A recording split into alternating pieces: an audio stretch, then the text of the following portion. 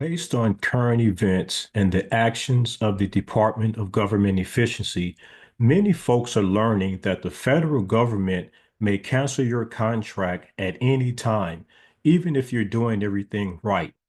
However, not all terminations are the same, and the differences may have a huge impact on your business if you're facing a termination. Today, I'm breaking down the two main types of contract terminations and federal government contracting: termination for convenience, T4C, and termination for default, T4D. Let's get into it.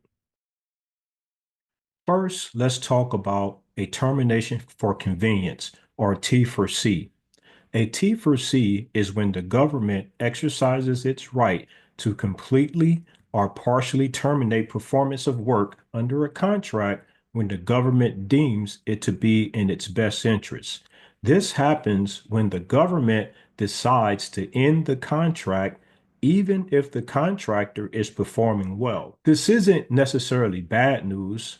It's not good news either, especially if you have one of your contracts get terminated for convenience.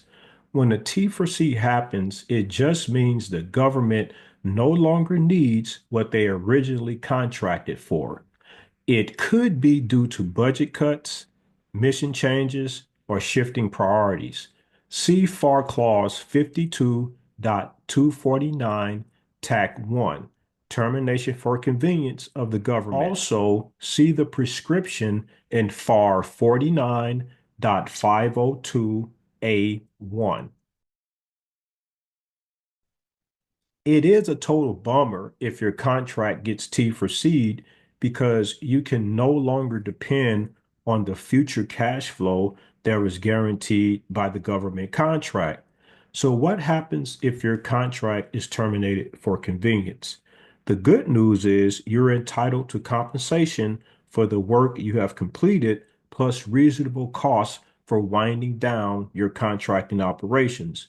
You won't be penalized or ostracized for future contracts. Your past performance will not be in jeopardy. Next, let's talk about termination for default, or a T4D. You want to avoid a T4D at all costs. A termination for default is the exercise of the government's contractual right to completely or partially terminate a contract because of the contractor's actual or anticipated failure to perform its contractual obligations. A T4D happens when a contractor fails to meet their contract requirements, whether it's missing deadlines, delivering subpar work, or not performing at all. If your contract is terminated for default, you may face serious consequences. You won't get paid for unfinished work. The government can charge you for excess costs to replace your work, and it hurts your past performance record, making it harder to win future contracts. In extreme cases, it can lead to debarment from government contracting. Not good. See FAR 52.249, Tac 8, default. So, how can you protect yourself? First, know your contract. Understand your termination clauses and your rights under the FAR regulation. Second, communicate with your contracting officer. If you're struggling, don't wait until it's too late.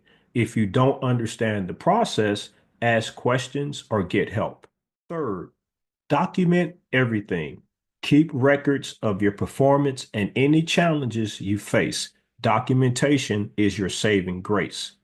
If you stay proactive and perform well, you can avoid a termination for default. Maintaining excellent record keeping, documentation, and communication will help you prepare for and navigate a termination for convenience if it happens. Understanding these terms will improve your decision making and preparation as it relates to termination for convenience and termination for default in federal contracting. If you found this video helpful, please like, share, and even give a comment. If you have any questions about contract terminations, feel free to drop me a message or send me an email. Thanks for watching. This was Troy Small.